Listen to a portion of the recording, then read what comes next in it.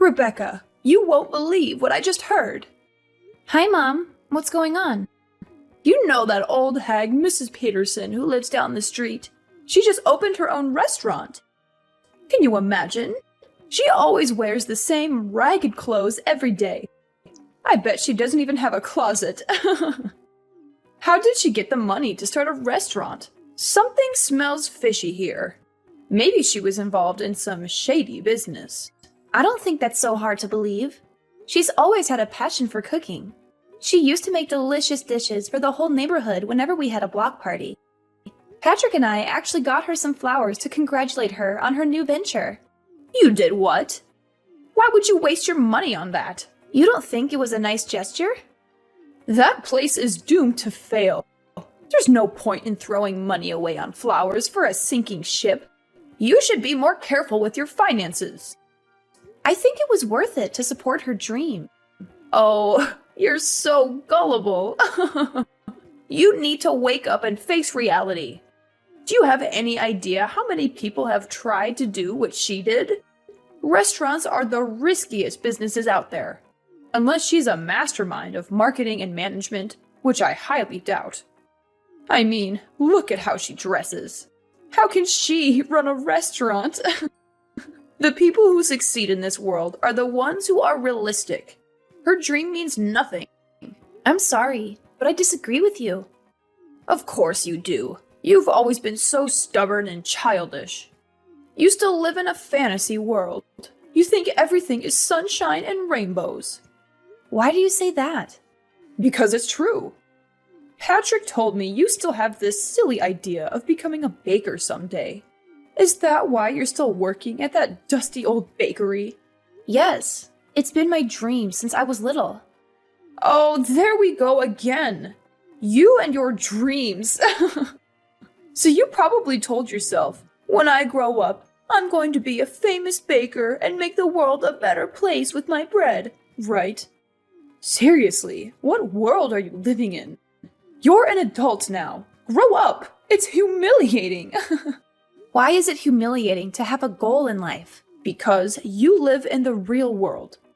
People who chase their dreams are fools.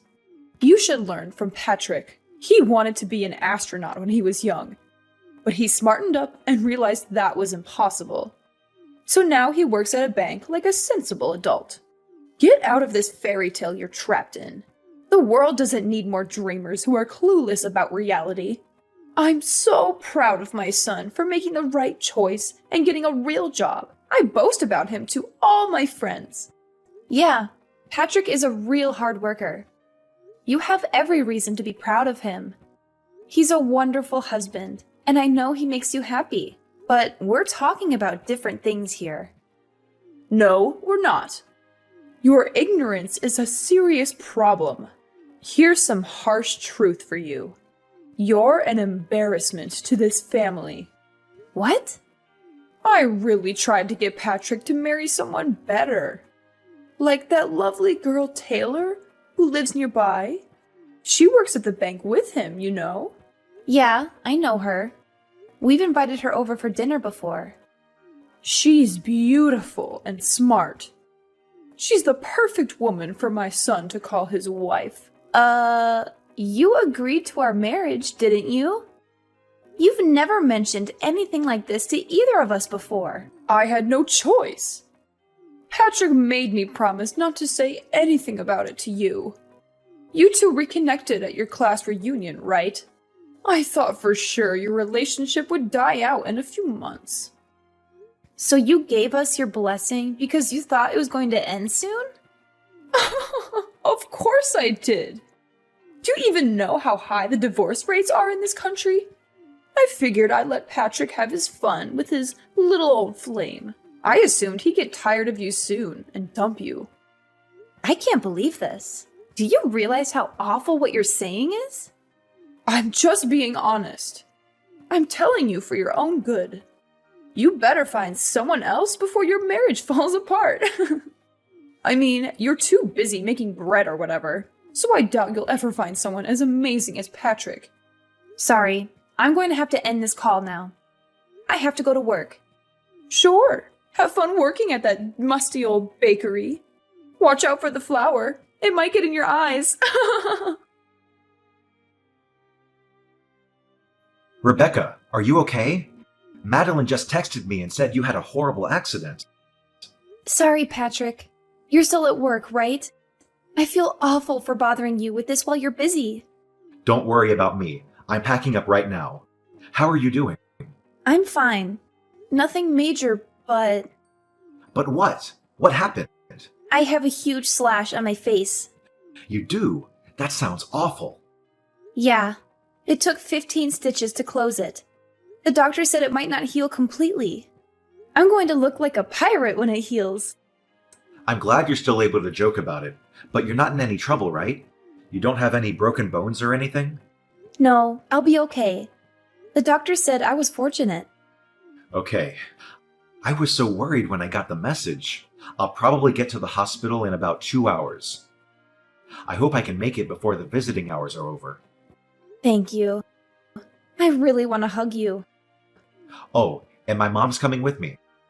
She said she wants to see how you're doing too and visit you. Really? She said that? Yeah, she said she's concerned about you and she wants to make sure you're all right. I'm going to pick her up on the way from my place. Oh, okay. Is there anything you need me to bring you? Some snacks or drinks or anything? No, I'm fine. The hospital food is not very good, but it's bearable. Try and get some rest if you can. You need to heal and recover. I'll be there soon. Hey, Mom.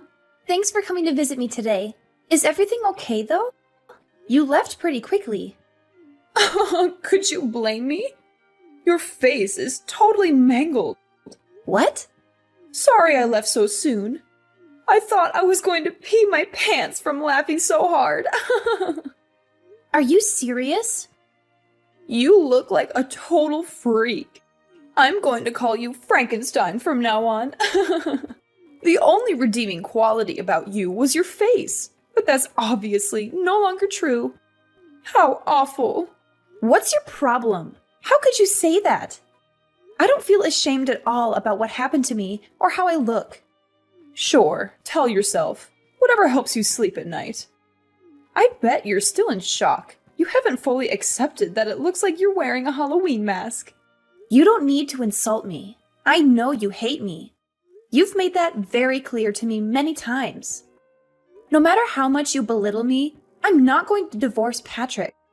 Please get that thought out of your head. It doesn't matter what you think. I wonder what Patrick thinks about his new homely wife. He said he loves me and he's here for me. I'm not too sure about that. Didn't you see the look on his face when he saw you? It's only a matter of time before he kicks you to the curb. I don't think so. It's a fact. He was speechless when he saw you. Right when he saw you, he knew you two were done. Who would want to be married to someone who looks like they have a zipper on their face? All right, I'm done having my fun. This is the perfect opportunity for you to get a grip on reality. Give up on trying to stay married to Patrick. Let him go. He needs to find someone beautiful with a good job. Someone like Taylor. Absolutely not. I'm not agreeing to a divorce, no matter what you say. You're feisty, aren't you? I get it. You're hanging on for dear life because you know no one else is going to want you. I don't care about that, though. I want you gone by the end of the month. If not for anything else, I just really don't want to see that disfigured face of yours. Shut your wretched mouth, you pathetic excuse for a human being. Excuse me? You're a complete and utter disgrace. Is that how you treat Rebecca when I'm not around? Patrick? Yeah, it's me. Oh my god! How? Aren't you home already? We both left at the same time. There was something I forgot to tell Rebecca, so I went back up to her room. I found her crying her eyes out. When I asked her what happened, she showed me her phone. She just went through a tragic accident, and that's how you speak to her? Don't you have a conscience? I couldn't help it. You know, I've always been brutally honest. Patrick, listen to me. You could do so much better than her, especially now, after her accident. What? You're the perfect man.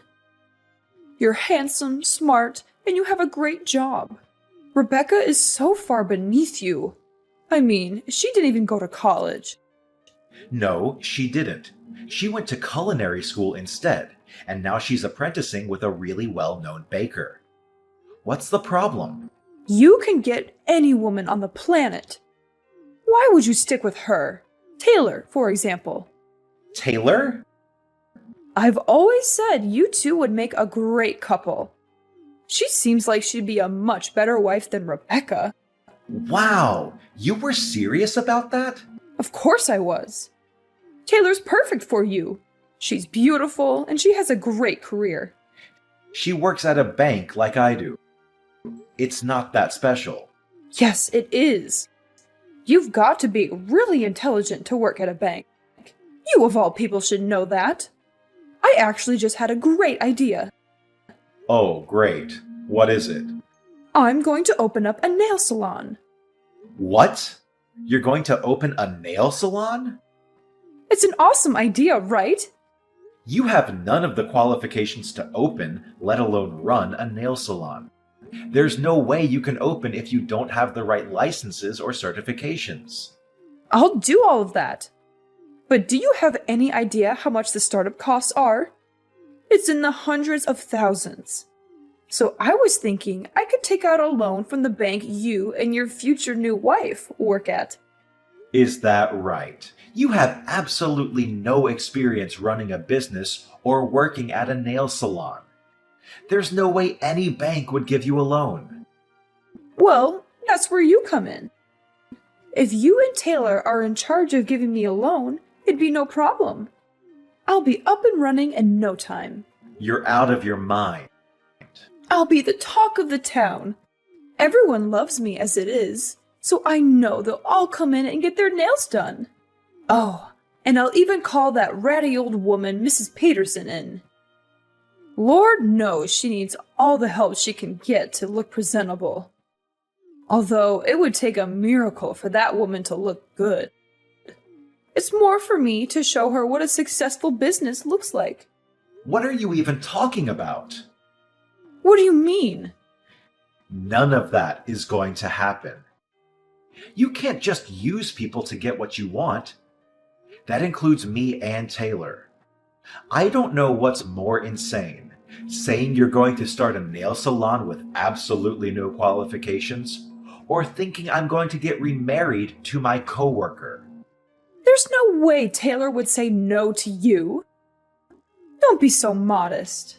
She's already, 35? She knows the clock is ticking. I've been biting my tongue out of respect for you, but enough is enough. You're a horrible person. Through and through. Do you even have a soul? You abuse and use the people around you for your own personal gain. I haven't said anything that wasn't true. Don't try and pretend like you still love that hideous wife of yours. You don't have to hide how you feel for Mommy.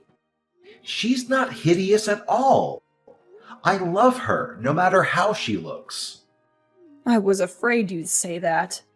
I guess you're living in the same fantasy world as Rebecca. You leave me no choice but to talk about this with Taylor directly. Her mother and I are pretty close, you know. Once I talk with Taylor and her mother, I'm sure they'll see things my way. Go right ahead. Talk to Taylor if you're so confident that she'll listen to you. Or I could just hand her the phone. She's standing right next to me. She is? I'm not sure it would be a good idea, though. She's disgusted with how you've been talking about other people, especially to the person who saved her son's life. She has a son? But she lives alone. And who saved her son's life? Yeah, she got divorced a while ago. She has a son who lives with his father. Today, he came over to her house to see her. Rebecca ran into her and her son at the park today. While they were talking, Her son ran out into the street and nearly got hit by a car. Rebecca ran out in the street and pushed him out of the way. That's how she got hurt. She was actually at the hospital when we were here, but she stepped out for a little bit. You left before you could see her. Hang on a second. Does that mean... Yeah, she's right.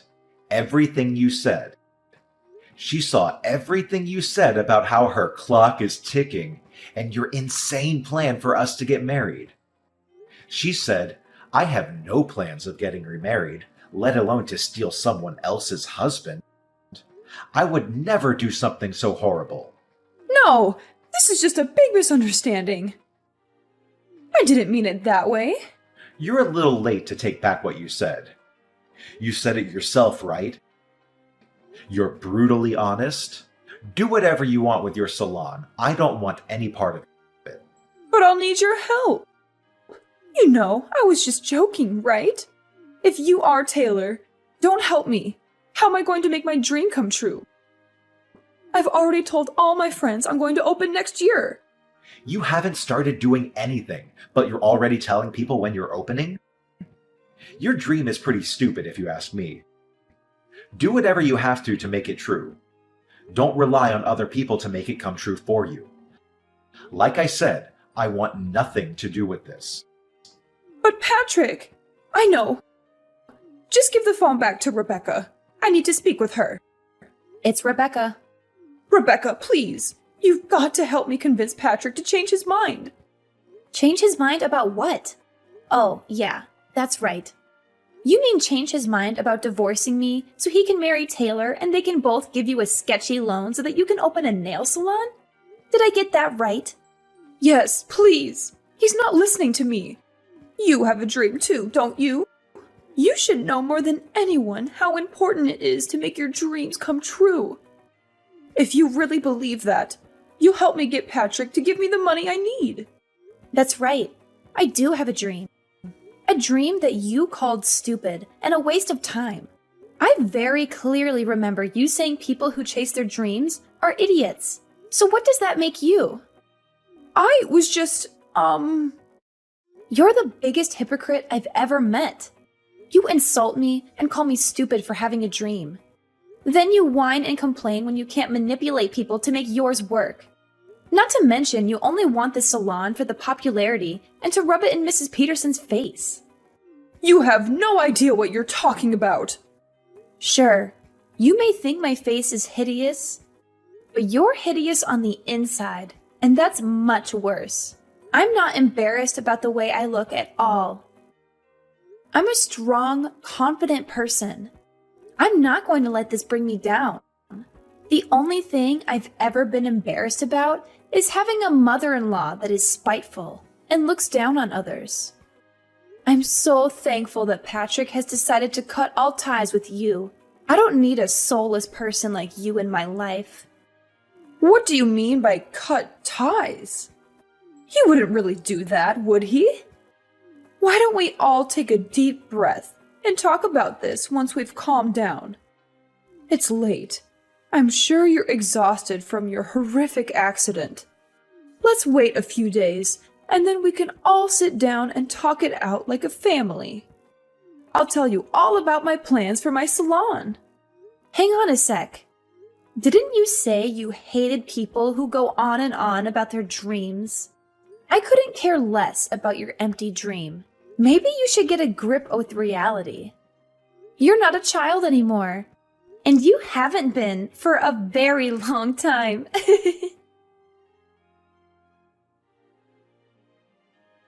Hey, honey, are you still awake? Yep. What's up? Sorry, did I disturb your sleep? You were probably just about to doze off. Actually, nope. Not even close. I'm watching some YouTube videos right now. Man, it felt so good telling your mom off today. Yeah, I'm so sorry about the way she treated you.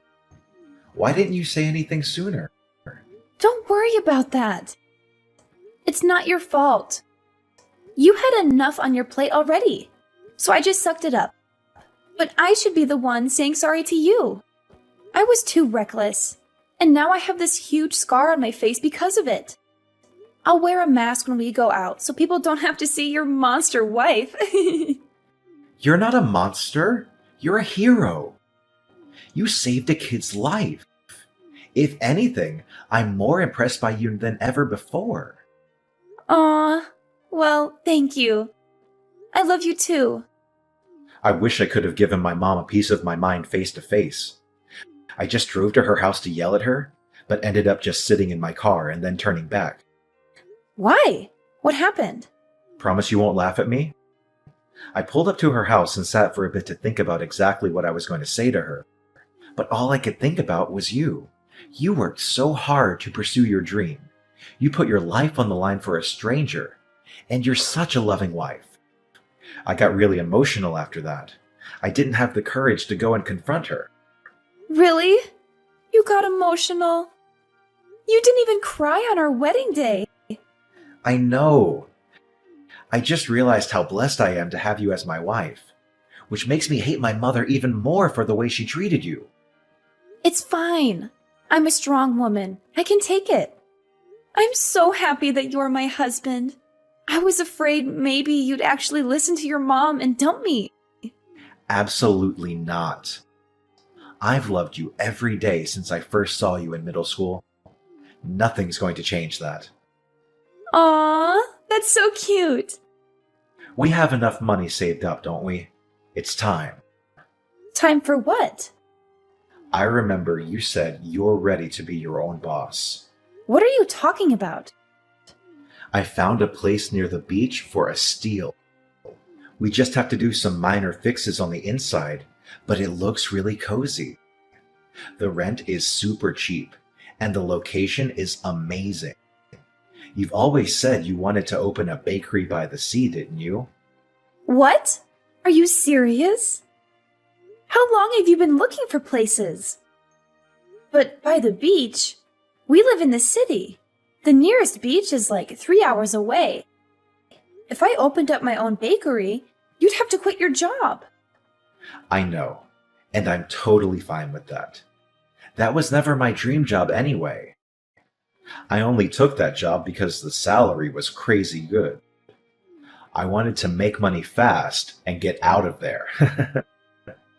What matters more is making your dream come true. Are you sure? Like, really, really sure? I always respected your love for baking. Ever since you told me all those years ago, I loved that you never gave up on your dream, even when we met again at the class reunion. I've worked so hard to help you make it possible. You're an amazing person, Rebecca. I love you. Oh my God! You're making me tear up right now. Thank you so much. You won't be disappointed. I know you won't. It's not just your dream anymore. It's our dream. A few months later, Patrick and I moved into our new house near the ocean so I could open my own bakery. I thought it would be a tough start, but thanks to Patrick's help, things have been going better than I ever hoped for. We have loyal customers every day, and we can hardly keep up with the supply. Everything we make sells out in a flash. Speaking of happy news, Taylor and her husband came all the way out here to see us. They told us they had a heart-to-heart and decided to try and make things work between them, mostly for their son's benefit. And then there's Patrick's mother. She went around boasting to all her friends about the salon she was going to open. She actually did start studying to get the minimum qualifications, but she was turned down by every bank she asked for a loan. To make matters worse, it wasn't just her salon flop that people heard about. Word got around about how terribly she treated me and her insane plans for her son. It's probably a good thing her salon never materialized, because I don't think anyone would want to go there after finding out what kind of person she really is. Patrick and I were thinking about visiting her after things calmed down for us, but we're not in a rush. The cut on my face healed pretty well, but it left a visible scar. I sometimes notice people looking at it. I get it. It's not every day you see a girl with a huge scar across her face. But honestly, I'm way too busy now to worry about it. Besides, I'm not going to let it bring me down. Plus, Patrick always tells me every hero has a scar.